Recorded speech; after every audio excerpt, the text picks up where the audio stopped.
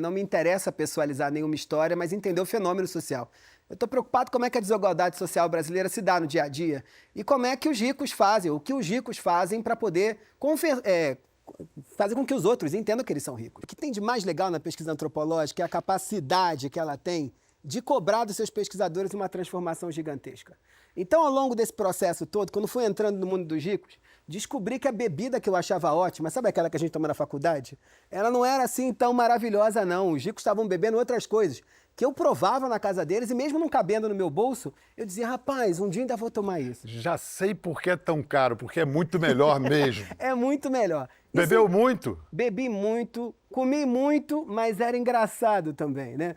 Porque os ricos têm uma coisa maravilhosa, que eles dão jantares com os melhores chefes, mas o que se espera de você, convidado, é que não coma, né?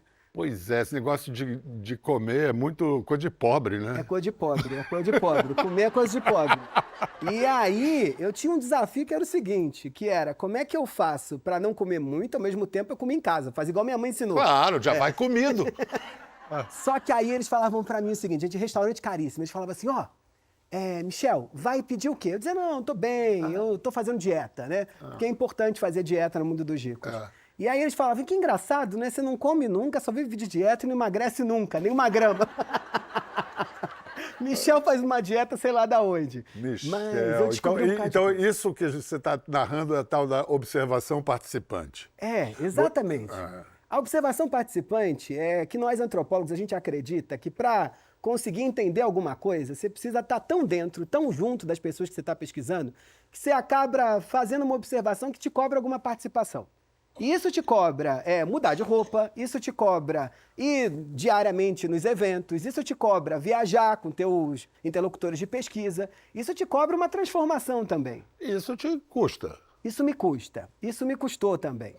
Mas a pesquisa ela se bancou por si mesma. Como assim? Eu comecei a fazer o campo e aí, num determinado momento, disseram que eu valia alguma coisa dentro para os ricos.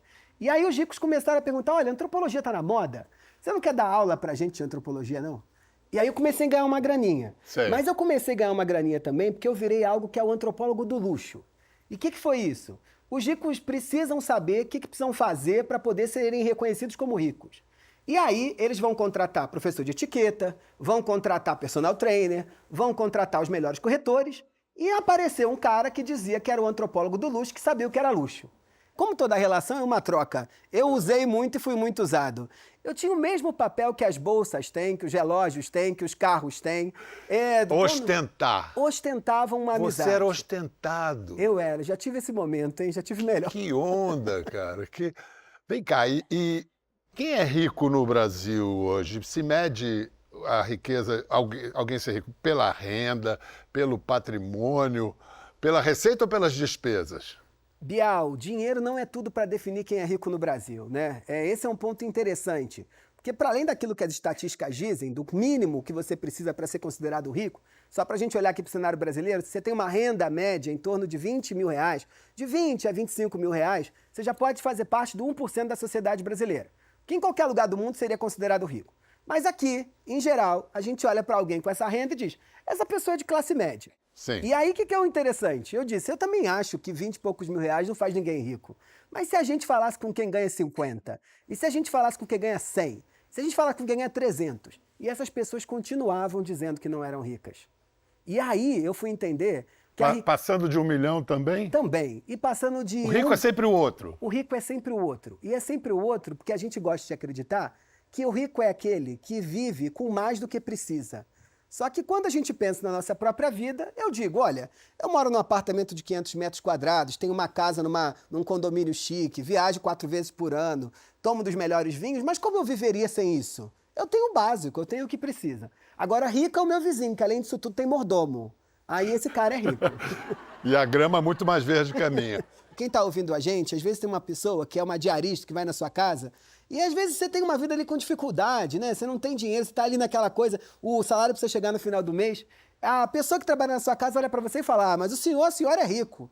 Aí você pensa, e eu? Não, rico é o outro. E eu cheguei nos nomes da Forbes, né? Eu entrevistei bilionários. A gente tem, em média, no Brasil, de 58 a 62 bilionários, tá? Varia de ano a ano, porque esse número tá vinculado às ações ou vinculado ao dólar.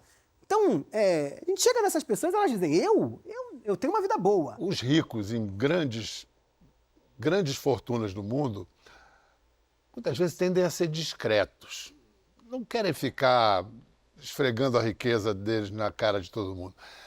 O rico brasileiro não se sente obrigado a ostentar. Isso não é especialmente doido num país com a desigualdade que tem o Brasil? Todos os ricos brasileiros ostentam. Mas por que eles têm a necessidade? Eles têm, porque no Brasil, para eu achar que você pertence a um determinado grupo social, eu preciso contar com a imaginação. Como a gente não pode falar de dinheiro no Brasil, eu não posso saber quanto você ganha, você não pode saber quanto eu ganho, a gente precisa imaginar quanto dinheiro o outro tem. E como é que a gente imagina? Fazendo um cálculo olhando para você. Por exemplo, você com esse look que você veio aí, é tudo fantasia. Tu tá milhão, cara. Mas então, eu vim aqui para exercitar a sua imaginação. E você achar que eu valho mais do que eu valho. E qual é o interesse que eu acredite que você vale mais que eu? Ou mais do que você vale? Qual é o interesse que tem o rico em ostentar? Porque é autoridade? A gente, quando é reconhecido como rico, de verdade, a gente tem acesso a privilégios e a acessos e a pessoas e a amigos que alguém que não consegue gerar isso não tem. Olha, Bial, é interessante esse negócio porque quando a gente olha para falar dos ricos, a gente acha que só os ricos vivem isso. Mas todos nós no Brasil passamos pela mesma coisa. Eu brinco sempre que em qualquer família de classe média, as famílias, antes de sair de casa para uma festa mais requintada, todo mundo para na frente do espelho e pergunta, tamo chique? Tamo chique é parecer mais que tem mais dinheiro do que tem. Sempre, né? A preocupação... Mas isso vale para qualquer classe, qualquer recorte demográfico. Vale para a maneira como nós, no Brasil, produzimos as desigualdades e comunicamos essas desigualdades. Que é diferente, por exemplo, de um rico francês que está preocupado em dizer a quantidade de livros que leu ou a quantidade de vezes que frequenta os museus mais clássicos da Europa. Então, ou aqui, as doações que faz para a ópera, etc. Então, lá, essa que é o processo que gera a distinção. Aqui a gente faz o quê para ganhar sentido? Para dar sentido para o dinheiro? A gente compra coisa. Saber do que você precisa para ser feliz é uma questão muito profunda e, inclusive, muito urgente no momento que a humanidade passa, porque a gente precisa saber qual é o nosso custo ambiental por cabeça, né? Não é verdade. Claro. É uma das questões da crise climática a gente entender que, cara, não dá mais para viver como nossos avós, nossos pais viveram, porque tem um custo ambiental muito grande. Aí você começa a pensar, mas o que eu desejo? Do que eu desejo, do que eu de fato preciso? Bial, tá ficando filosófico o negócio. Mas esse é um ponto fundamental para uma sociedade como o Brasil. Se aqui a gente cria diferença a partir das coisas que você compra, como é que a gente traz o discurso da sustentabilidade para o dia a dia? Eu tenho uma certeza que não é penalizando o consumo, é penalizando a produção. Então vamos produzir do melhor jeito para permitir que a empregada doméstica ou o CEO do maior empresa brasileira tenha a possibilidade de comprar as coisas que tem vontade de comprar. Porque todos nós aqui precisamos de coisa para comprar, para poder inventar quem a gente é. Você ganhava confiança de seus entrevistados? Ganhava, mas... Você os seduzia? Mas qualquer relação só existe se tiver sedução, Eles sabiam onde eles estavam se metendo? Você não come um chicabão sem sedução, né? Não. Precisa seduzir o homem lá para te atender, né? Principalmente nesse negócio de escrever não ficção. E aí, certamente, a sedução, ela estava posta. Então, qual foi o seu compromisso de lealdade com os personagens do livro? O meu compromisso foi que eu tinha que resguardar a individualidade deles e a identidade deles, né? Porque não me interessa pessoalizar nenhuma história, mas entender o fenômeno social.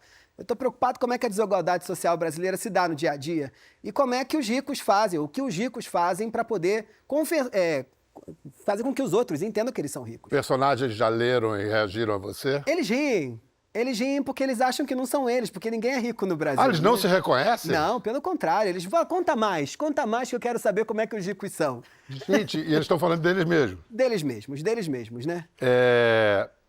No livro está avisado assim, aviso, os fatos são reais, os nomes são falsos, com exceção dos verdadeiros.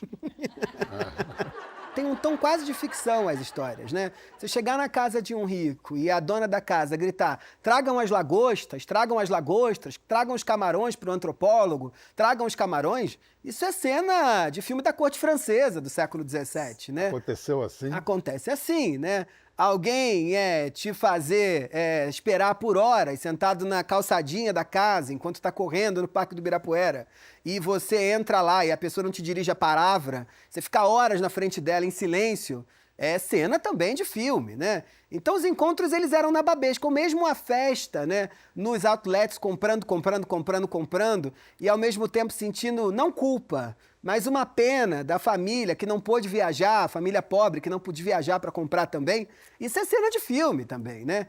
E era assim, desse jeito, pronto, na minha frente, ao ponto de eu ficar questionando assim, como eu vou escrever isso e as pessoas vão acreditar? Uma das teses a respeito de nosso racismo no Brasil é de que ele é mais econômico do que necessariamente racial ou de cor. Quer dizer, quando um negro acende, o preconceito teoricamente desaparece.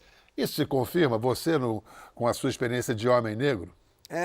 Bial, nada apaga a raça, né? Nada apaga o preconceito racial. Quando eu tô com essa roupinha entre os ricos, há um esforço momentâneo ali daquela mesa de tentar me embranquecer. E aí é interessantíssimo, né? Porque para ser aceito eu preciso ser embranquecido. Então há perguntas maravilhosas, né? Há pouco tempo atrás, uma delas me perguntou, enquanto falava da minha avó, que tem 96 anos, ela perguntou, e sua avó veio da onde? Aí eu falo, lá do Rio mesmo, de Madureira. Então você, não veio, não tem passaporte, né? Porque não consegue conceber que alguém, né, com minha posição social pode ter nascido no Brasil ou vir de uma família negra. Mas isso se dissolve, Bial. Essa tentativa de embranquecimento na hora que eu levanto da mesa do restaurante chique e vou ao banheiro. Porque aí me perguntam onde fica a cozinha, o que tá bom de se comer naquele dia, onde é que o carro está sendo estacionado. Então, nada apaga o racismo no Brasil. Enriquecer é uma ideia bonita. Um dos homens mais importantes do século XX, que fez o milagre chinês, Deng Xiaoping, o mote da Revolução Econômica chinesa foi enriquecer é glorioso. Uhum. Nos Estados Unidos, é bacana o cara vencer. E ele fala, eu venci por causa da América, do ideal do sonho americano, por causa do meu país. Você aponta que no Brasil, o brasileiro fala, eu enriqueci apesar do meu país. Como é que você explica isso? Bial, isso é gravíssimo, né? O fato é que os ricos brasileiros, eles não constroem vínculos de solidariedade com a sociedade. Um rico americano acorda de manhã e fala, olha, eu tenho essa vida porque eu estudei em tal universidade, tinha tal financiamento. Inventou-se uma sociedade que me proporcionou chegar onde eu cheguei. Então eu reconheci por causa dos Estados Unidos. E no Brasil, eles enriquecem apesar do Brasil. Apesar do analfabetismo, apesar dos miseráveis, apesar do Estado, apesar dos políticos, apesar de tudo. E o que isso impacta de maneira clara? O primeiro ponto é que o vínculo é com a família, não é com a sociedade como um todo. Então, a dificuldade que a gente está vivenciando agora, de taxação das super riquezas, dos super ricos e por aí vai, se dá por dois movimentos. O primeiro é que o fulano diz, eu não devo nada a vocês, né? Eu devo ao meu pai, à minha mãe, que investiram em mim para chegar onde eu cheguei. E, dado isso, eu tenho um compromisso em deixar o meu bisneto rico e não em deixar ou distribuir renda como os americanos fariam. Agora, tem um segundo problema também, que a gente perde a ideia de que eu preciso construir solidariedade social, né? Os ricos brasileiros ficam encastelados porque se acham mesmo pertencentes a um outro mundo e com outro vínculo de solidariedade, outro vínculo de reciprocidade.